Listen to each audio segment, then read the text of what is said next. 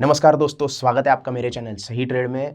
दोस्तों, आज की वीडियो में मैं आपको इजी आरएसआई ट्रेडिंग स्ट्रेटजी बताने वाला हूं। वैसे तो आरएसआई इंडिकेटर बहुत सारे हमारे व्यूअर्स होंगे या फिर जो ट्रेडर्स होंगे वो यूज़ करते हैं, लेकिन कभी कभी आरएसआई के साथ सिर्फ आरएसआई के साथ ट्रेड करना गलत हो जाता है। हमें लगता है कि मार्केट ओवरबॉट हो चुका है, 70 के ऊपर आरएसआई की वैल्यू निकल गई है, मतलब मार्केट ओवरबॉट हो चुका है, तो हम शॉर्ट की पोजीशन ले लेते हैं। लेकिन मार्केट उससे भी ऊपर चला जाता है और कुछ दिनों के बाद या थोड़े टाइम फ्रेम के बाद, थोड़े टाइम के बाद वो मार्केट नीचे आने लगता है, जहां पे हमारा स्टॉप लॉस हिट हो जाता है। वैसे ही अगर आरएसआई की वैल्यू 30 के नीचे आ जाए तो हम सोचते हैं मार्केट ओवरसोल्ड हो चुका है, और हम क्या करते हैं कि बाइंग की पोजीशन ले लेते हैं। लेकिन मार्केट कुछ देर तक 30 के नीचे रहता है, स्टॉप लॉसेस हिट हो जाते हैं और उसके बाद मार्केट फिर से ऊपर जाने लगता है। तो इसका क्या सोल्यूशन है? यही सॉल्यूशन आज की वीडियो में मैं आपको बताने वाला हूं, तो वीडियो को एंड तक जरूर देखिए। और अभी तक अगर आपने हमारा चैनल सब्सक्राइब नहीं किया है तो जल्दी से चैनल को सब्सक्राइब कीजिए। तो सीधे चलते हैं चार्ट के ऊपर, वहीं पे समझाता हूं स्ट्रेटजी और रूल्स क्या क्या फॉलो करने हैं। तो आप यहां पे देख रहे हैं कोटक महिंद्रा का डेली चार्ट हमने ओपन किया है। अब यहां पे जो आरएसआई का डिफॉल्ट सेटिंग है ये नहीं रखना है, आपको सेटिंग में थोड़ा सा चेंजेस करने हैं। यहां पे आप देख रहे हैं आरएसआई जो है वो मैंने 7 की लेंथ पे सेट किया है। आप यहाँ पे देख सकते हैं आरएसआई की लेंथ जो है वो 14 नहीं है, वो 7 पे सेट की है। तो आपको ये 7 पे सेट करनी है, लेंथ 7 पे सेट करनी है। बस इतना सा ही चेंजेस करना है, बाकी के रूल आगे बताते रहूंगा, लेकिन चेंज सिर्फ इतना ही करना है, बाकी कुछ भी चेंज नहीं करना है। बाकी आरएसआई का तो आपको पता है कि स्टाइल में अगर आप जाओगे तो बेसिक ये एक आरएसआई का फॉर्मूला, आरएसआई की जो लाइन होती है वो पर्पल कलर की है। उसके बाद अगर आप देखोगे सेटिंग्स में कुछ भी चेंज नहीं करने। अपर बैंड जो होता है 70, और 70 का अपर बैंड होता है, और यहाँ पे आप देख सकते हो 70 का अपर बैंड है। 50 का जो है वो मिडिल बैंड रहता है, क्योंकि बहुत सारे यहाँ पे आरएसआई जो यूज करते हैं उनको पता होगा कि 50 के ऊपर स्ट्रेंथ ज्यादा होती है और 50 के नीचे वीकनेस दिखाई देता है मार्केट में, और 30 के नीचे मार्केट क्या होता है, ओवरसोल्ड होता है। तो यहाँ पे सेटिंग में कोई भी चेंजेस नहीं करनी है, सिर्फ लेंथ जो है वो आपको 7 रखनी है। 14 जो हमेशा डिफॉल्ट होती है उससे कम करके 7 की लेंथ आपको रखनी है। तो इस तरीके से आपने सारी सेटिंग कर ली है, बस इतनी से ही सेटिंग करनी है। और उसके बाद दो चीजें आपको ध्यान में रखनी है। सबसे पहले तो आप जब भी आरएसआई यूज करोगे, किसी भी स्टॉक के ऊपर आपको ट्रेडिंग करना है, तो सबसे पहले हायर टाइम फ्रेम सेट करो। हायर टाइम फ्रेम सेट करो मतलब अगर आप 1 घंटे का चार्ट देख रहे हो तो 1 घंटे के चार्ट के ऊपर ट्रेड कर रहे हो तो आपको डेली चार्ट देखना चाहिए या फिर 4 आवर्स का चार्ट देखना चाहिए। अगर आप 15 मिनट के कैंडल के ऊपर या फिर 15 मिनट के टाइम फ्रेम के ऊपर आप ट्रेड करना चाहते हो तो आपको 1 घंटे का चार्ट देखना चाहिए। इसके लिए आपको क्या करना है, सिंपली आरएसआई जो है वो सबसे पहले हायर टाइम फ्रेम पे देखना है और फिर छोटे टाइम फ्रेम पे आपको आ जाना है। सीधे कूद के 15 मिनट के चार्ट के ऊपर या 1 घंटे के चार्ट के ऊपर नहीं जाना है। पहले हायर टाइम फ्रेम के ऊपर आरएसआई देखो कहां पे है, किस तरीके से है, उसके बाद छोटे टाइम फ्रेम पे आओ। अब ये कहां पे है, कैसे देखना है, जैसे कि हम यहाँ पे देख रहे हैं कोटक महिंद्रा बैंक का डेली चार्ट ओपन किया है। अब हम यहाँ पे पहले देखेंगे कि ओवरबॉट सिचुएशन में जब स्टॉक आता है या फिर आरएसआई 70 के ऊपर चला जाता है तो हमें किस तरीके से ट्रेड यहाँ पे इनिशिएट करना है। ये जो एरो मैंने दिखाया यहाँ पे, आप यहाँ पे देख रहे हो, यहां से 70 के ऊपर आरएसआई आना शुरू हो गया है। तो लोग क्या सोचेंगे यहाँ पे कि ओवरबॉट हो रहा है मार्केट, अब हमें शॉर्ट की पोजीशन लेनी है। लेकिन जैसे जैसे आरएसआई ऊपर जा रहा है मार्केट की प्राइस भी ऊपर चलती चली जा रही है। तो यहाँ पे क्या है कि जो मार्केट में ये सोचेगा कि 70 के ऊपर आरएसआई चला गया है, अब शॉर्ट की पोजीशन ले लेते हैं, तो उनके यहाँ पे स्टॉप लॉस हिट होने के चांसेस है, क्योंकि मार्केट उससे भी हायर साइड पे जा रहा है। तो आपको क्या करना है, डेली टाइम फ्रेम पे के ऊपर आपको पता चल गया कि 70 के ऊपर मार्केट चला गया है, मतलब ओवरबॉट मार्केट हो गया है। फटाक से आपको क्या करना है, 1 घंटे के चार्ट के ऊपर आना है। यहां से हम क्या करेंगे, 1 घंटे के चार्ट ओपन करेंगे और 1 घंटे के चार्ट के ऊपर जो हमने एरो बनाया था, जो पोजीशन थी, जो डेट थी, वहीं पे आ जाना है आपको। अब ये बैक टेस्टेड मैंने किया है, इसकी वजह से थोड़ा पीछे जाके देखना पड़ रहा है हमको, तो इसलिए थोड़ा सा आपको यहाँ पे टाइम लगेगा, क्योंकि चार्ट थोड़ा सा पीछे जाके देखना पड़ता है। अब यहाँ पे आप देख सकते हो जहां पे एरो था वहां पे आपको दिखाई देगा कि 1 घंटे के चार्ट के ऊपर भी यहाँ पे आरएसआई ऊपर चला गया है। लेकिन अब यहाँ पे कहानी में थोड़ा सा ट्विस्ट है। अब ये ट्विस्ट क्या है, डेली चार्ट के ऊपर तो हमने देख लिया 1 घंटे जो आरएसआई है वो ओवरबॉट हो चुका है। अब 1 घंटे के चार्ट के ऊपर आपको क्या देखना है, कोई चार्ट पैटर्न बन रहा है क्या नहीं।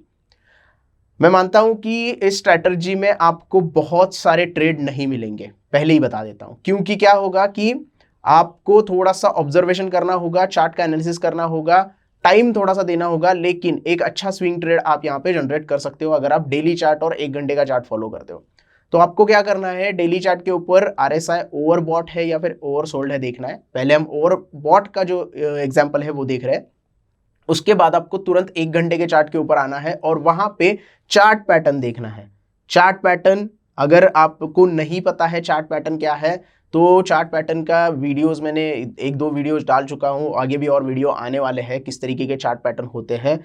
चार्ट पैटर्न जैसे कि हेड एंड शोल्डर हो गया, या फिर आपका डबल बॉटम हो गया, ट्रायंगल हो गया, सिमेट्रिकल ट्रायंगल हो गया, कप एंड हैंडल पैटर्न हो गया, राइजिंग वेज हो गया, ऐसे बहुत सारे चार्ट पैटर्न होते हैं। तो आपको चार्ट पैटर्न देखना है छोटे टाइम फ्रेम पे। छोटे टाइम फ्रेम पे अगर आप इस चार्ट के ऊपर देखोगे तो ये एक राइजिंग वेज जो है पैटर्न तैयार हो रहा है। राइजिंग वेज पैटर्न कैसे तैयार हो रहा है, इसके लिए थोड़ा सा हमें ड्रॉ करके आपको बताना होगा।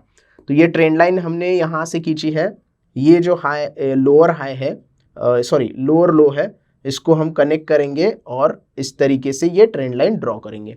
ये हमारी सपोर्ट की ट्रेंड लाइन ड्रॉ हो गई। अब हमें क्या करना है, दूसरी ट्रेंड लाइन ड्रॉ करनी है जो रेजिस्टेंस की है। तो ये हाई हम यहाँ पे कंसिडर करेंगे, एक सेकेंड, यहाँ से लेके यहाँ तक। तो यहाँ पे आप देखते हैं कि एक राइजिंग वेज पैटर्न तैयार हो रहा है। थोड़ा सा बड़ा करके दिखा देता हूँ। ये इस तरीके से एक राइजिंग वेज पैटर्न तैयार हो रहा है और आपको सिर्फ इस पैटर्न का ब्रेकडाउन होने तक वेट करना है। जैसे ही ये पैटर्न ब्रेक होता है आपको शॉर्ट की पोजीशन लेनी है। मतलब यहाँ पे आप क्या करोगे, ओवरबॉट सिचुएशन वाला RSI ढूंढोगे। आपने डेली चार्ट के ऊपर क्या किया, ओवरबॉट का सिचुएशन का जो RSI है उसे ढूंढ लिया। उसके बाद आपको ट्रेड लेना है, लेकिन आप तुरंत ट्रेड नहीं लोगे। आप क्या करोगे, 1 घंटे का चार्ट ओपन करोगे और सेम सिचुएशन पे, सेम जगह पे आपको कोई चार्ट पैटर्न अगर दिखाई दे रहा है तो आपको वो चार्ट पैटर्न देखना है।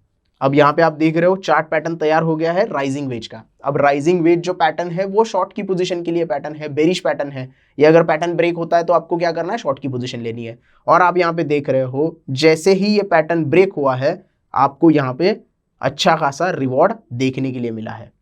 तो जो लोग ये सोचते हैं कि RSI से बहुत सारे स्टॉप लॉस हिट हो सकते हैं या फिर हमारे ट्रेडिंग पोजीशन फंस जाती है, तो वो अगर इसका इस्तेमाल करेंगे तो RSI के साथ साथ चार्ट पैटर्न यूज करके अच्छी एक ट्रेडिंग स्ट्रेटजी वो बना सकते हैं।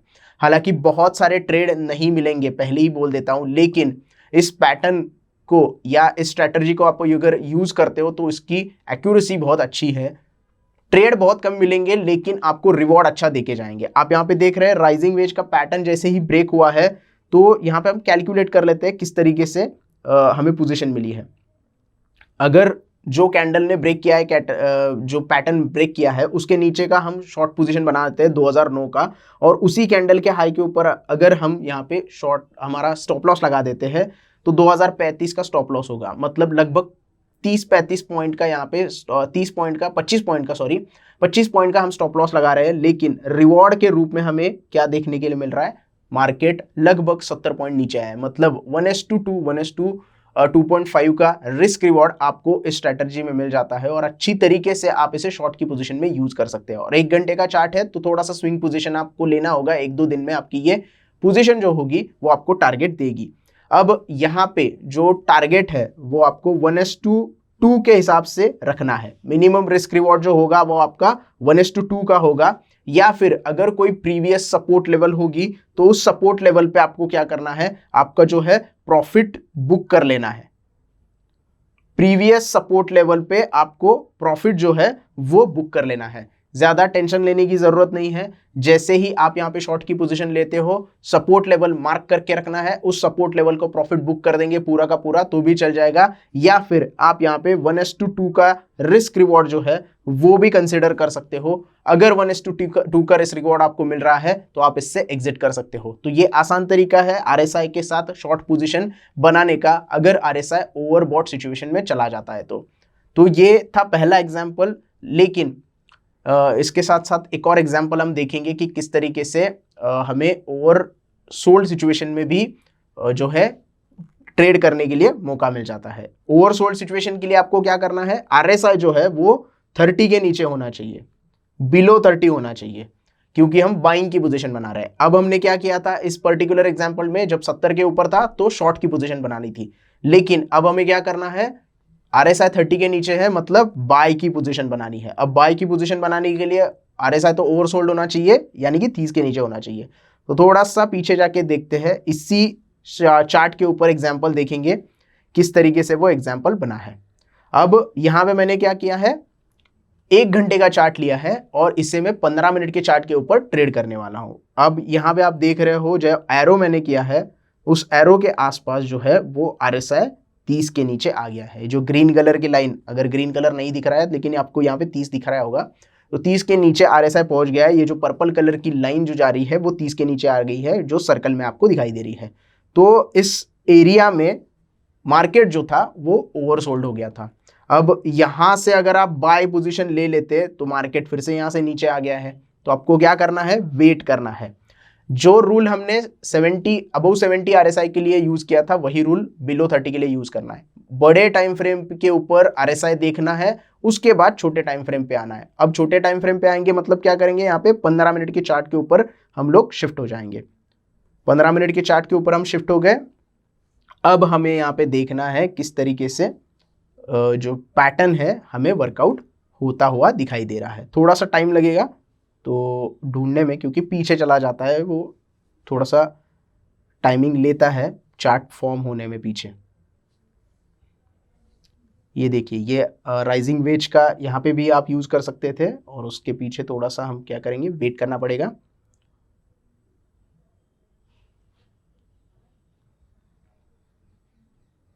मैंने यहाँ पे क्या किया है, थोड़ा सा टाइम फ्रेम जो है वो 30 मिनट का कर दिया है। 15 मिनट के ऊपर चार्ट पूरा ओपन नहीं हो रहा था, तो 30 मिनट का भी चार्ट आप यूज कर सकते हैं। लेकिन हायर टाइम फ्रेम से आपको क्या करना है, लोअर टाइम फ्रेम में आ जाना है। तो आप यहाँ पे देख रहे हैं 30 मिनट के चार्ट के ऊपर एक पैटर्न तैयार हो रहा है, और ये पैटर्न है डबल बॉटम का। अब ये डबल बॉटम का पैटर्न कैसा है, ये आपको यहाँ पे W तैयार होता हुआ दिखाई देगा। तो ये पहला बॉटम हो गया, ये दूसरा बॉटम हो गया। डबल बॉटम पैटर्न तैयार हो रहा है, मतलब ये एक बुलिश ट्रेंड की तरफ जा रहा है। डबल बॉटम का जो इंपॉर्टेंस होता है, जैसे ही ये नेकलाइन ब्रेक करता है तब हमें बाई की पोजीशन ले लेनी होती है। तो हम यहाँ पे क्या करेंगे, जो कैंडल ब्रेक करती है ये नेकलाइन को, ये नेकलाइन रहेगी, क्योंकि ये पहला बॉटम बना, रेजिस्टेंस लिया, फिर दूसरा बॉटम बना, ये रेजिस्टेंस लिया और ब्रेक कर दिया।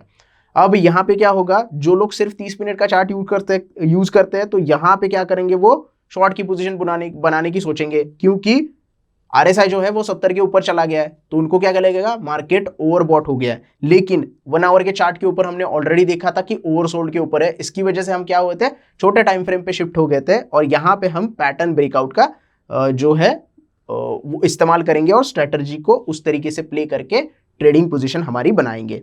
तो हमें क्या करना है, जैसे ही ये नेकलाइन ब्रेक होती है, इस नेकलाइन के ऊपर हमें बाय करना है।